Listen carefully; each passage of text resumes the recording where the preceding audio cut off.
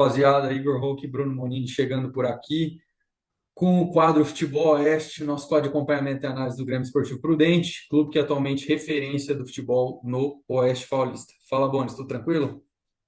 Tudo tranquilo, né? Mas ao mesmo tempo um pouco decepcionado, né, com a campanha do Carcará. Todo mundo, acho que quando começou a Série A2, estava empolgado e acabou decepcionando bastante, né, a torcida prudentina. É isso aí. O contexto do nosso vídeo aqui é eliminação precoce, né? Ainda na primeira fase Sim, do Paulista A2, apesar da perspectiva anterior aí de ser um clube com potencial para brigar pelo acesso da A1. E olha a visita do nosso gatinho aí. É isso aí, isso tem que aí. participar, mano. É isso aí. Mas enfim, frustração, né, Sim, não só para a torcida, mas acho que para a diretoria, né, pelo investimento realizado, né, construção de elenco, comissão técnica, trouxe o Sérgio Guedes, conhecido, né, de carreira aí em bom nível, sim. nível nacional, inclusive, né, e também composição de elenco ali com atletas que já muito Já tempo tinham na participado, né, competição e tudo mais, sim, Então, uma certa frustração. Para a gente entrar no mérito aí, Bones, encerrada a primeira fase, a gente traz aí os rebaixados para a 3 de 2026, ano que vem, Portuguesa Santista, Abriosa e Rio Claro. sim. Então, vão jogar a 3 de 2026 e os classificados para a segunda fase da competição aí, na A2 de 2025, para as quartas de final já, né? Sim. Primavera, Capivariano, Ituano, Taubaté, São José Ferroviária, 15 de Piracicaba e Santo André. Primavera, primeiro colocado com 28, Capivariano 25, Ituano também 25 em terceiro, Taubaté 23, São José 22, Ferroviária 22, 15 de Piracicaba 22 e Santo André 21. O Grêmio aí em nono, primeiro fora da zona de classificação com Primeiro, 20. E já dá o tom de quão foi equilibrado o trem aqui, né? Porque sim. não só o Grêmio, como também o Oeste e o Juventus da Javari. Oeste também com 20 na décima posição, Juventus com 19 na décima primeira. Então, assim, três clubes aí que ficaram de fora que podiam muito bem ter entrado na rabeira em oitavo, em sétimo e tudo mais. Então, classificados os oitavos e também já definidos os confrontos das quartas, que vão ser aqui no final de semana, já no sábado, dia 15. Primavera e Santo André, primeiro contra o oitavo.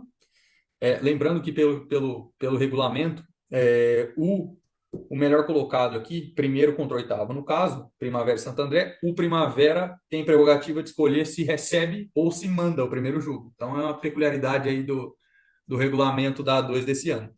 Então, primeiro jogo, Primavera e Santo André, é, São José e Capivariano Taubaté. 15, né? Oi? Capivariano 15, né?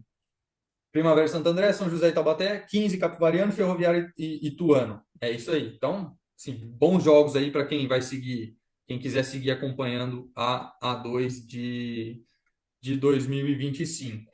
E aí vamos entrar no panorama geral da campanha do Grêmio nessa A2 de 2025. 15 jogos, 5 vitórias, 5 empates e 5 derrotas, 19 gols marcados, 16 sofridos, aí 3 de saldo positivo, 20 pontos e a nona colocação. Fala, Bonis. É, dá para ver, né? Decepcionante ali a campanha do Grêmio. Começou, né, com vitória, acho que em cima do São José, acho que a torcida já empolgou ali, achou que a classificação iria ocorrer de uma maneira fácil e ao decorrer da competição não foi isso que mostrou, né? Logo depois, nas próximas rodadas, foram três derrotas seguidas de um empate, aí depois parecia que o Grêmio ia engrenar de vez, parecia que o time tinha se encontrado, mas no final da competição, de novo, decepcionando muito, somando pouquíssimos pontos e ficando de fora da classificação, né? Decepcionante, como a gente já comentou, decepcionante pelo valor investido, pelos jogadores e técnico que a equipe tinha, mas, né, infelizmente não deu aí para a gente buscar a classificação nessa temporada. É isso aí. Vamos passar então detalhadamente aí os resultados. Então, o Grêmio estreia no Prudentão, 2-0 de São José. São José carrasco dos últimos anos do Grêmio, aí, eliminando Sim, várias vezes o Grêmio em semifinais aí e tudo mais. Já estabelecendo Depois, uma rivalidade aí. pois é, já tem uma rivalidade aí. Então, 2-0 o Grêmio na estreia contra o São José. Depois em Itu, 3-2 para o Ituano. Derrota em casa para o São Bento. Pior jogo da campanha. Disparado. Um jogo horroroso. Tava no estádio, presenciei em loco esse jogo fraquíssimo do Grêmio. Depois, quarta rodada, contra o 15 em Piracicaba, derrota de 1-0. Empate no Prudentão com o líder Primavera 2-2. Vitória, aí começa esse bom momento que você citou. 3-1 contra o Oeste, em Barueri. 1-0 contra o Capivariano, em Capivari. 2-2 contra o Votuporanguense, no Prudentão. 2-0 na Portuguesa Santista, na Baixada. 2-1 contra o Linense, em casa. 1-1 contra o Juventus, na Javari. Derrota em casa para o Taubaté, 2-1 de virada. Rio Claro e Grêmio 0-0 e depois outro 0-0 no Prudentão, Grêmio e Santo André. E aí, para fechar, o fatídico 3-1 com a Ferroviária em Araraquara, que culminou aí na eliminação do Grêmio. Então, muitos são cenários bem claros aqui. Uma estreia vitoriosa, mas depois uma sequência ruim, 3 vitórias, um empate. Depois uma sequência positiva, né, em termos até acho que de desempenho mesmo, Sim, melhor sim. desempenho disparado ali, foi naquele trecho.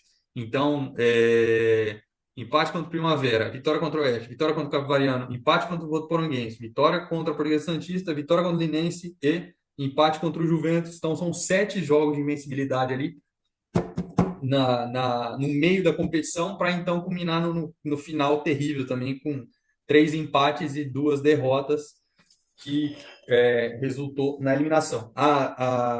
Importante destacar dessa campanha também, campanha em casa. Vamos lá, Muito bem. 11ª campanha em casa da competição de 16 clubes. 7 jogos, 2 vitórias, 3 empates e 2 derrotas, 9 gols marcados e 8 sofridos, aí um saldo de mais um em casa e 9 pontos apenas. 11ª campanha. Então, Aí terrível. fica muito complicado, né, de conseguir a classificação quando no seu domínio ali em casa, jogando ao lado da torcida aqui na cidade, o time muito fraco mesmo e por vezes ali com muita dificuldade de segurar os resultados, né? Então, bem decepcionante a campanha do Carcará no Prudentão. Vitória só contra o São José na estreia. Então, ali um bom jogo, venceu 2-0, podia ter vencido demais. Bom jogo, mas um jogo muito, na minha avaliação, ruim do São José, também bem ruim. E depois vitória contra o Linense 2-1 pela 10ª rodada. Foram as duas únicas vitórias em casa, então. Campanha fora. Então, aí, para dar um panorama de campanha em casa, e agora totalmente diferente o desempenho fora. Pelo menos desempenho, talvez, pelo menos resultado. Grêmio, segunda melhor campanha. Empatado com quatro equipes ali. Atrás do Santo André, mas junto com 15 e com o Oeste. 8 jogos, então teve um jogo a mais aí fora. 3 vitórias, 2 empates e 3 derrotas. 10 gols marcados e 8 sofridos, então também um saldo positivo. 11 pontos, então 11 pontos dos 20 de total fora de casa, segunda colocação na competição. Então aí, se o campeonato fosse só fora de casa, o Grêmio seria vice-líder e classificaria para a Da fase. segunda fase da competição. Também importante a gente trazer aqui os jogos, o desempenho contra os Cobra, aqui, os times que se classificaram. Contra os rebaixados, vitória na Baixada contra a Portuguesa, 2-0. Tranquilo, Portuguesa, time fraquíssimo, tanto é que volta para A3 no ano que vem. E um 0-0 contra o Rio Claro. Então, uma vitória, um empate, aí 4 pontos somados contra os dois rebaixados. Fora de Mas casa, né? Importante frisar que os dois resultados fora de casa, né? 2 resultados fora de casa, exatamente. E aí, em contrapartida, a boa campanha ali, razoável, 4 pontos contra os rebaixados. Em contrapartida, a campanha contra os classificados, que é aí que a gente vê a disparidade ali em termos de resultados contra os times aí que, em tese, são os mais os mais fortes da competição. Então, contra os classificados, passando um por um aqui, 2-2 contra o Primavera no Prudentão, então um empate. Vitória contra o Capivariano fora, bom resultado, vitória fora.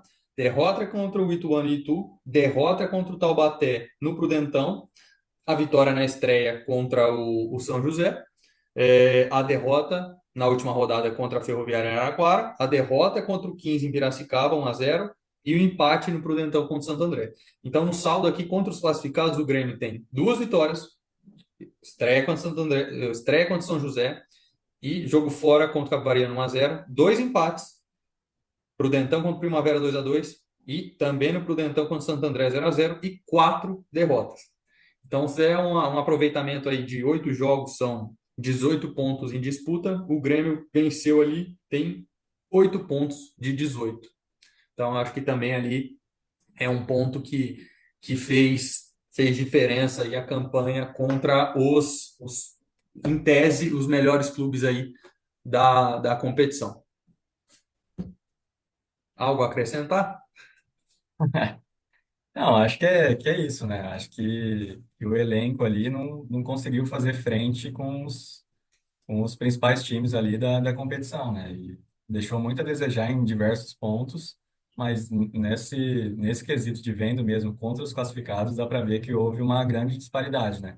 Só duas vitórias ali contra os oito ali classificados. É, Então, é algo que deve se pensar ali na construção do elenco.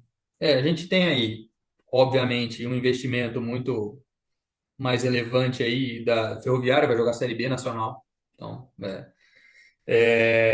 do Ituano também, tá jogando competição nacional em bom nível aí nos últimos anos, né? Jogou Série B, esse ano joga a C, né? Foi rebaixado, né? Joga C. Né? Então, assim, tem clubes aqui no jogando A2 que tem elencos de investimento aí para grandes competições nacionais, mas em geral também o Grêmio, de maneira geral, deixou a desejar, né? Contra esses principais times aí, contra os times que foram classificados para a segunda fase do Paulista.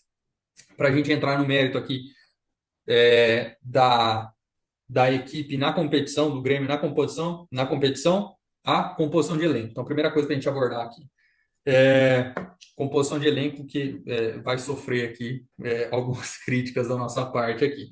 Então, a gente vai passar aqui jogador por jogador, quem teve minutagem minimamente relevante. Então, o Luiz e Omar no gol, Luiz também, carta marcada há alguns anos já no Grêmio, de carreira enorme, né? Em grande nível e também no Grêmio.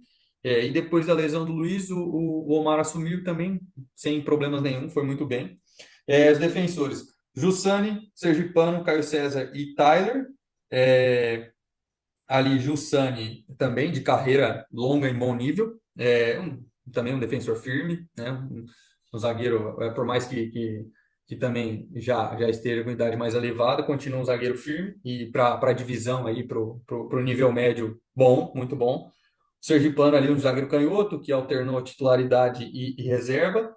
O Caio César também, já mais experiente, mas o Caio mais dinâmico, mais móvel, bom jogador. E o Tyler, que ficou ali, jovem, ficou como quarta opção no elenco. Passando para as laterais, Caio Christian e Ângelo na lateral esquerda. Caio Christian, titular absoluto da campanha. Bom lateral, bom lateral. Lucas Marques e Cleiton na direita. O Lucas titular também numa parte da campanha e algumas ressalvas ao Lucas. Acho que muito acabou não conseguindo exercer muito essa função agressivo no corredor direito ali, não conseguiu ir tão bem na competição. É, no meio, Bruno, titular absoluto, Bruno Henrique, camisa 5, então, ótimo jogador, muito bom jogador. Nonato, Jonathan Carlos, então, mais no meio campo central, Bruno, Nonato, Paulinho Cruá, o Santana. Então, ali, Paulinho e Santana no meio campo central. Já mais um meio campista ofensivo, o Jonathan, titular absoluto, talvez não, acho que o melhor jogador da campanha. O Wallace foi bem também, que é outro meio-campista, no momento que veio do banco e depois quando conseguiu titularidade, mas o Jonathan sobra. Muito técnico, muito bom. E, enfim, com altos e baixos, né? Mas talvez seja o melhor jogador do Grêmio. Então, Jonathan, Wallace, já dito, já citado, Braga e o Danilo, que estreou na penúltima rodada só. Danilo já tinha chegado, estreou na penúltima rodada, não conseguiu contribuir muito, mas teve ali minutos relevantes, foi titular no último jogo contra a Ferroviária. Na frente, Caio Mancha, Vinícius, Léo Santos, Douglas Santos, Di Maria, Reinaldo Cauã e Vitor Leque. O Caio, na maior parte do tempo titular, né? Também um A2 bem questionável. Vinícius alternou ali vezes na ponta esquerda, sempre em profundidade, para dentro, agressivo ali. O Léo Santos jogou menos, o Douglas teve bons momentos ali. Eu acho que no melhor momento do Grêmio, o Douglas foi muito bem, jogando nessa função que o Vinícius várias vezes exerceu, aberto pela esquerda. Di Maria teve pouquíssima minutagem e os outros dois, Reinaldo Cauã e Vitor Leque, também pouquíssima minutagem. Mas, de uma maneira geral, de quem teve minutos relevantes, essa foi a composição do elenco do Grêmio. Para entrar no mérito também de estruturação, aí a gente vai entrar mais no tactics e no techniques aqui. Para entrar mais na estruturação do time do Sérgio Guedes, estreia então com o Luiz, goleiro titular, capitão do time, Lucas, Jussani, Sergipano e Caio Christian. Então, ali é uma linha de quatro tradicional. Bruno e Nonato no centro. Jonathan, aí o Jonathan mais meio-campista, aberto na direita, num 4-2-3-1. Braga pelo centro, Vinícius pela esquerda e o Caio na frente. Então, esse foi o time que estreou contra o São José. E estreou e depois jogou 3 jogos. Da primeira à terceira rodada, jogou esse o time titular, com alternâncias ali, mas a estruturação foi essa do Sérgio Guedes. Funcionou muito bem ali contra o São José. Funcionou muito bem contra o São José, foi muito bem. Inclusive o Caio começou bem a competição, né? Marcando nas 2 primeiras partidas, mas depois não teve continuidade. Essa estruturação, com o passar da competição, da competição ali, já foi se alternando, foi encontrando muita dificuldade, né? Contra a derrota contra o Ituano, derrota contra o São Bento e derrota contra o 15. Aí já contra o 15 ali o time começa a mudar. O Caio entra, o Caio César, o Jussani vai jogar no lado esquerdo, Caio entra na linha de 4 e o Paulinho Curuá também vira titular no meio, no lugar do Nonato. A estrutura de frente seguiu a mesma. Mais para frente, aí a gente encontra o melhor momento do Grêmio na competição, aquela corrida de 7 jogos sem perder, com 4 das 5 vitórias totais do Grêmio foram ali. Oeste, Capivariano, Portuguesa Santista e Linense. Foi no momento ali que o Wallace estava pedindo passagem, entrou no lugar do Braga pelo centro do campo. O Caio acabou deixando, não vinha com desempenho satisfatório, né? O Caio mais centroavante, mais a gente conhece bem o Caio, né? Mais estático, mais alto, mais para jogo aéreo, para um pivô, e o Caio realmente não conseguiu ali manter um bom nível. E aí o Sérgio optou pela entrada do Douglas aberto na esquerda e o Vinícius jogando por dentro, com o Wallace no lugar do Braga também pelo centro. Time muito mais fluido, fluiu realmente muito mais, melhor nível do Grêmio encontrado foi nesse período. E, e realmente, acho que esse time foi o melhor time ali, a melhor construção tática que o Grêmio encontrou na competição. Talvez por acaso, também o Caio teve dificuldade, problemas físicos e tudo mais nesse período. O Braga, tecnicamente, estreou bem, fez o golaço, primeiro gol do Grêmio na competição, gol do Braga, chute fora da área cruzado, baita gol, mas de uma maneira geral também muito abaixo, e acabou perdendo lugar para o time, para o Wesley, que foi um dos melhores ali ofensivamente na competição. Daí para a gente trazer funcionamento coletivo, então majoritariamente ali marcação, funcionamento coletivo defensivo. Vamos partir pela parte defensiva primeiro. Majoritariamente bloco médio, então ali 2 linhas de 4, né? Em bloco médio, Grêmio, dificilmente o time do Sérgio pressionava alto, então sempre partia ali de um bloco médio, não era muito agressivo. O Caio não tem também, apesar do Caio morder, nunca tem morder na frente, não tem muita característica de pegar lá na frente. O Jonathan também muito pouco, Braga muito pouco, então era um time com característica ali que já não pressionava tanto o adversário mesmo em casa. Ele alternou alguns momentos na estreia e tudo mais, mas de uma maneira geral não marcava ali em bloco médio, recuava o Jonathan e Vinícius e marcava ali em bloco médio, duas linhas de quatro. Mesma coisa, é, bloco baixo, né? Depois de muitas vezes sair na frente do placar, essa é uma crítica, o próprio Boni já citou aqui antes, de segurar eventualmente resultado e tudo mais. Várias Sim. vezes saiu na frente ali, baixou o bloco com eu acho que ali com atletas de característica que não se sustentam em bloco baixo, no embate, então acabou sucumbindo várias vezes aí, tomando empate e tudo mais. Mas basicamente a mesma estruturação. Ofensivamente ali, acredito que careceu bastante de controle, de saída estruturada por baixo. Saída estruturada por baixo. Ali a gente vinha conversando de um volante passador, né? Vide Rafinha Potiguar, que jogou muito bem por um período no Muito Grêmio, bom de bola. muito bom jogador. Então, ali um 5 apesar do Bruno ser um excelente jogador, mas o Bruno é um ocupador de espaço, é muito no desarme, muito no embate físico, é essencial também, mas talvez ali a ausência ali na composição de elenco de um volante passador, e aí a gente lembra a memória recente do torcedor do Carcará, que é o Sim. Potiguar, né? Esse primeiro volante passador. É, e então a estruturação ali de saída de bola não foi bacana, deixou a desejar. Zagueiro também passador, a gente não teve. O Caio talvez seja o Jussani muito bola longa, mas a saída curta, talvez o Caio seja o melhor, mas o Caio também alternou a titularidade reserva e acho que teve problema físico também, então aí na memória do Prudentino, um Eduardo Biaso ali atrás, que aí auxilia demais na saída, né? Para já conseguir superioridade no meio e o time deslancha, o time flui. Faltou isso, mas ofensivamente, então, funcionamento coletivo ofensivo pautado muito na individualidade e muitas vezes ali na individualidade do Jonathan, melhor jogador do time, ou do próprio quando entrou como titular do Wallace, mexendo demais, então buscava no espaço, então mas muito em cima do Jonathan. Então o Jonathan fez grandes jogos, construiu grandes resultados os jogos do Jonathan ali, as atuações dele, mas é muito pouco. Então muito pouco coletivamente, muito pouco mesmo. É, vamos entrar no mérito já, Bom, você quer complementar alguma coisa? Tranquilo? Não, acho que é isso, né? Acho que faltou bastante ali, principalmente ali no, na saída de bola, acho que faltou um pouco melhor trabalhar essa construção. Não tinha jogadores ali para auxiliar ali na saída de bola.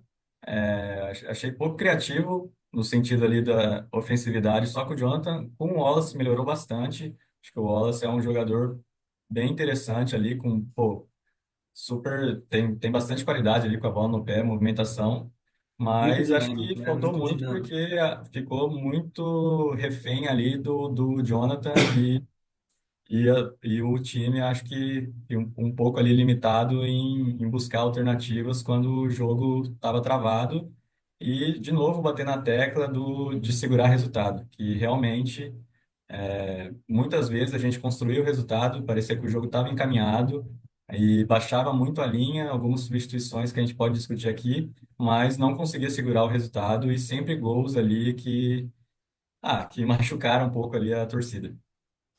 Segurar é muito, em geral, é muito, ou numa certa segurança defensiva, que em vários momentos não teve. Então, segurança defensiva, sofrer em bloco baixo, de fato, e e para fechar com algumas características até dos jogadores de frente, o jogador de meio. Então, é complicado. Tem que ter realmente jogador ali, característica de atleta que case com essa ideia e em vários momentos não conseguiu controlar. Nesse sentido da consistência defensiva. A outra alternativa de se controlar é com posse.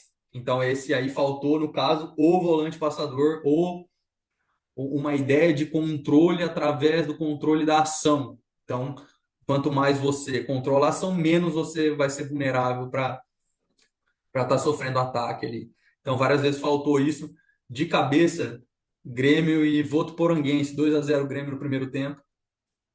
empatou 2-2, Votuporanguense. Primavera, o Grêmio sai atrás, vira o jogo, toma um empate no final. 2-2, dois jogos de 2-2 no Prudentão. Qualquer, se a gente pensar de forma pragmática ali, são 2 pontos perdidos em cada jogo desse, né? 4 no geral. Se um jogo desse consegue vitória, segurar um jogo, são 2 pontos a mais pela vitória. E de 20 para 22 está dentro dos 8. Então, de forma dos 8 classificados, né? Então é muito de forma, é uma conta bem chula, é basicamente isso. Se tivesse conseguido segurar um desses 2 jogos, por exemplo, teria conseguido o objetivo da classificação. Eu Enfim, acho a gente, que, desculpa interromper, mas acho que outro jogo também que tá na memória do torcedor, que machucou bastante, me machucou bastante, foi o jogo também em casa, válido pela 12ª rodada, Grêmio Prudente e Taubaté, e o... inacreditável, né? inacreditável, inacreditável. Grêmio, uma finalização do Taubaté e a gente conseguiu perder de 2-1. Parecia que o jogo estava fácil, estava encaminhado. Tomamos um gol ali no começo do segundo tempo e o gol contra, infelizmente, ali, Gol do contra do Matheus Santana. Santana, meu Deus, o que aconteceu? Um lance ali lembrando, esqueci o nome do atacante do Palmeiras, mas foi um golaço de conta, de cabeça, e, pô, machucou bastante ali, porque era um jogo que acho que boa parte ali da torcida ali tinha a esperança de que fosse ganhar ali e levar os 3 pontos, né? Mas acabou deixando esse resultado escapar também dentro de casa. Esse E é um o top time um de inacreditável, assim, bem, pegando aqui, utilizando aqui do SofaScore para trazer elemento desse jogo, gols esperados. 3,41 do Grêmio, 0,76 do Taubaté. Placar, 2-1 Taubaté. Então dá o inacreditável. tom, finalização, como você trouxe, uma finalização do Taubaté. Então marcou 2 gols com uma finalização e uma finalização certa. Grêmio com 19 finalizações, 9 escanteios, 6 finalizações no gol, uma bola na trave, 15 finalizações de dentro da área e você perde o jogo. Então, assim, esse é o mais, eu acho que esse é o mais inacreditável, né, Não, o que mais da machuca campanha o toda. torcedor. Esse é o mais inacreditável, de fato. Mas vamos lá, para a gente continuar aí já partindo para a parte final, consideração final da competição, acho que a gente já passou um pouco sobre isso, né? Equilíbrio, equilíbrio, né? Equilíbrio enorme, equilíbrio impressionante aqui, né? Ter ali a possibilidade, a última rodada, então foi uma loucura com o jogo rolando, aliás, são 8 jogos, 8 jogos rolando simultaneamente e um entra na classificação, o outro sai, um entra, o outro sai. Então o Sim. Grêmio tomou 1-0, ele sai. O Linense, se eu não me engano, faz 1-0 no Santo André, o Grêmio entra. Aí o Santo André vira, o Grêmio sai. Então foi uma loucura essa última rodada, deu o tom do equilíbrio que foi a competição. Então a tabela por si já mostra isso. Opinião, nível médio coletivo baixo. Então, também foi pautado o equilíbrio, muitas vezes pelo bom nível. Nesse caso, eu acho que até os grandes clubes aqui da competição, os mais cotados ali, os mais fortes, com maior investimento, também penaram, também tiveram resultados. Vide Ferroviária, só entrou, é o maior investimento, de novo, vai jogar a Série B, só entrou para a classificação agora pela vitória do Grêmio, pela vitória contra o Grêmio na última rodada, senão estaria fora. Então, uma competição também muito abaixo. O Oeste ficou de fora. Um time também que figura carimbada ali em Série C, Série B, ficou de fora. É óbvio que teve toda aquela mudança, hoje está em Barueri e tudo mais, mas também é um time forte. Então teve o próprio 15 classificou em sétimo. Então, assim, acho que o nível médio de fato não foi elevado. E também considerações que a gente tem que fazer aqui, calendário. Então, o calendário é sempre complicado, né? Por mais que seja o Campeonato Paulista aqui localizado, regional, mas são viagens, pode ser viagens longas, né? Vai jogar contra a Portuguesa na Baixada, vai jogar em São Paulo, vai jogar. Para quem está no nosso universo de futebol a oeste, toda viagem é longa, né? Bom, A gente está, geograficamente, a gente é desprivilegiado nesse sentido, né? É, Calendário, então, as viagens, de maneira geral. gramados ali, a gente vê que tem, se tem problema na Série A do Nacional, você imagina no Paulista 2, né? Então a gente vê, Prudentão não é parâmetro, porque dessa vez, esse ano, o Prudentão estava com gramado bom, mas a gente viu o Grêmio jogando em lugares aí que realmente, assim, é muito ruim. Então tudo isso prejudica a qualidade, prejudica o atleta, prejudica o nível coletivo da equipe, não tem como. E para fechar, temperatura e umidade, que também a Federação Paulista também, vou te falar, né? Tem umas coisas que é inacreditável. Jogar 3 horas da tarde no verão é assim, também é para arrebentar com o atleta. É, Não é fácil também. Obviamente, prejudica em muito a qualidade do jogo. Não tem como. Então, qualquer um que assistir a gente aqui, vá jogar bola, vá jogar sua pelada 3 horas da tarde, na terça-feira, na quarta-feira, sei lá, naquela lua. naquela lua. É assim, realmente, não, mas o atleta tem preparo e tudo mais, ok. Mas não tem como, Mas não tem como não é afetar, né? assim, né? Em qualquer nível, né? Em Qualquer qualquer nível. nível, não tem como. Então, é desafiadora a competição também por esses Dzinho, A3, A2, são desafiadoras as competições assim também por esses elementos de climáticos, de temperatura, umidade e tudo mais. Então, sobre o Grêmio, para fechar, considerações finais do Grêmio, muita das coisas que a gente vai trazer aqui a gente já tocou também ao longo do vídeo, mas assim, nível coletivo da campanha do Grêmio, para mim, razoável. Então, foi competitivo em alguns momentos. Então, para mim, sem dúvida, uma equipe que é competitiva. Tem trabalho do Sérgio, pré-temporada, atletas de bom nível ali, mas o nível coletivo, performance, razoável. Então, nada além disso. É, não à toa, acabou ficando fora. Podia ter ficado dentro em oitavo, sétimo? Podia. Não ia mudar a leitura sobre o desempenho. Então, O que foi a competição, né, pro Grêmio? exatamente, o resultado final não vai alterar a análise sobre o desempenho e a performance. Então, equipe montada, obviamente, estrutura competitiva, mas desempenho médio, apenas razoável. Assim, e aí me incomodou bastante a gente a ausência de alguns mecanismos aí coletivos mais complexos, é, que muito essa coisa é muito pautado no Jonathan, a questão da ofensividade, da criatividade, mas ao mesmo tempo que a gente não tem um lateral eficiente para passar no corredor, o Sim. Jonathan vem sempre da direita para dentro, e tem que ter saudade Aldinho, saudade Aldinho, Helder maravilhoso ali, acho que jogou muito, já com mais idade, mas também jogou muito no Grêmio. Era um Jogou. trator no corredor, passava, cruzava, chegava e voltava e compunha. Então acho que o Lucas ficou bem aquém. Também limitado o mecanismo de saída construída, acho que a gente já falou, saída construída Sim. associada, memória Biasos, memória Potiguar, então também acho que bem fraco isso, né? Esse mecanismo ali, então foi realmente algo que pesou.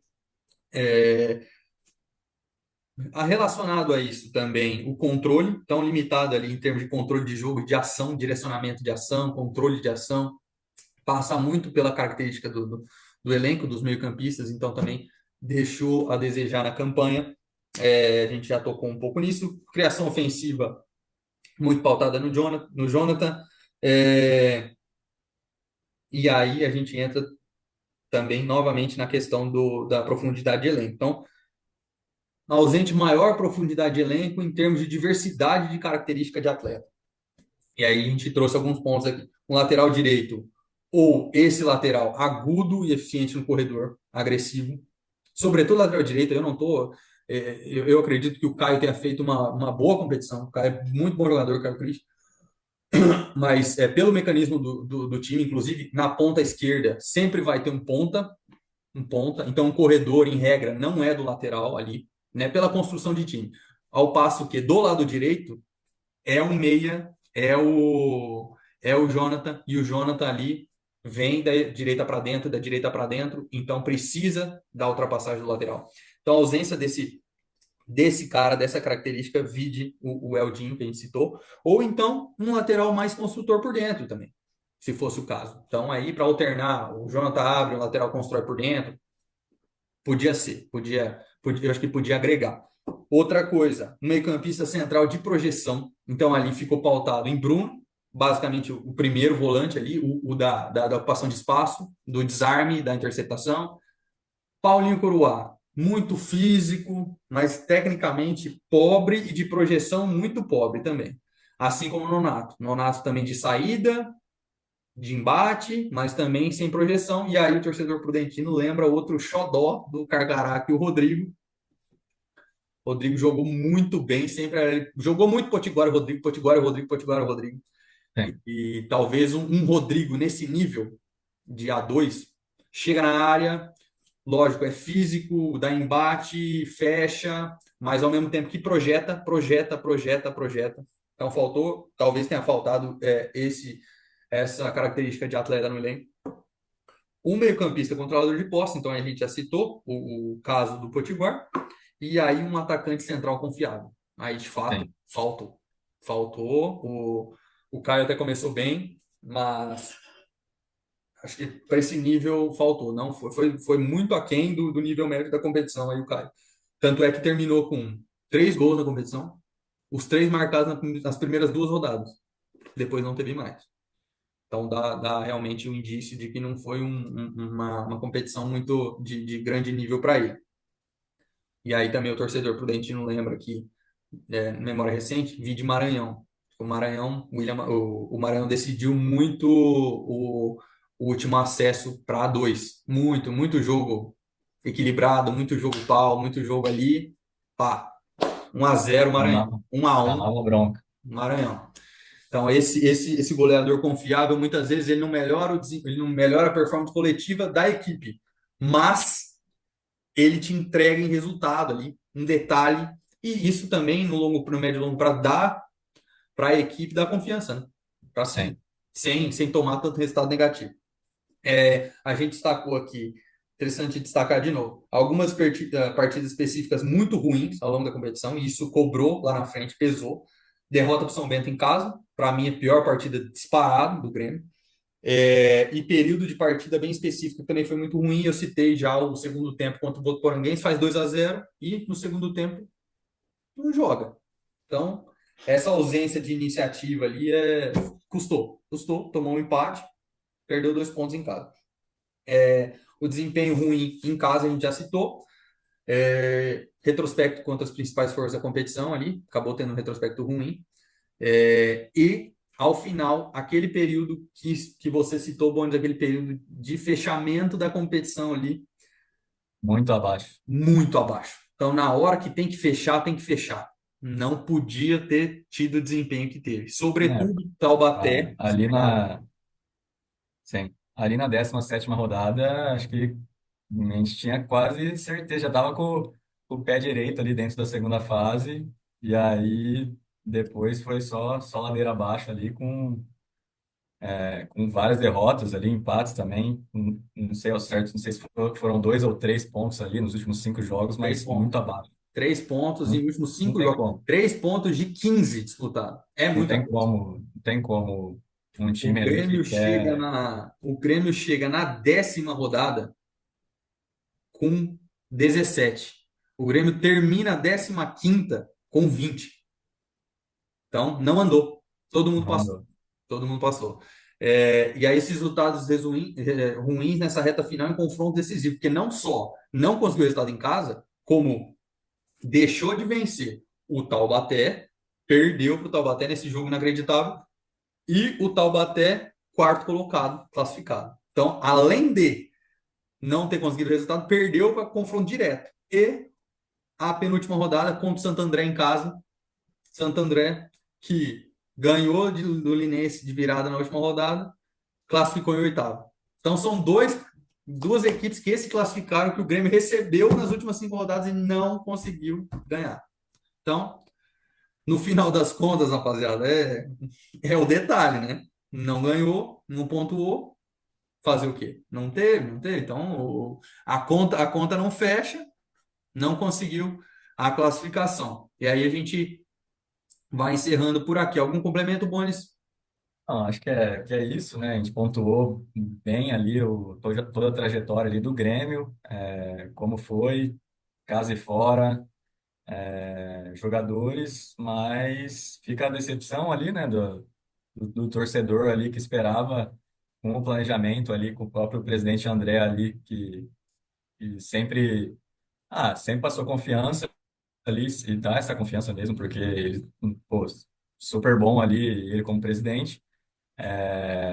A estruturação ali do elenco, a princípio, parecia que seria um elenco forte ali para brigar ali nem para brigar para classificar, seria um time que poderia classificar com uma certa ali, facilidade, mas ao decorrer da competição a gente viu que deixou muito a desejar ali em diversos pontos e é de se pensar ali para o futuro ali da equipe. É isso aí. A gente espera agora o segundo semestre, a gente vai seguir acompanhando e tem Copa Paulista no segundo semestre, né? A 15 de gente junho. espera e a gente torce porque pessoal sério, trabalho sério, clube estruturado, muito investimento, mas muito planejamento, muita seriedade no jeito que as coisas estão tocadas. Do contrário, a gente não estaria aqui comentando, falando sobre e tentando contribuir de alguma forma também com a disseminação de informação e tudo mais Sim. sobre isso.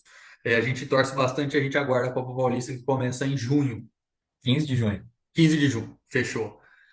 E pessoal, é isso aí. Se quiser se manter atualizado sobre o Grêmio Prudente, o nosso Carcará, siga o canal Carcará. Esportes Clube no YouTube e nas demais plataformas sociais. Bones, valeu, Valeu. grande abraço. Valeu.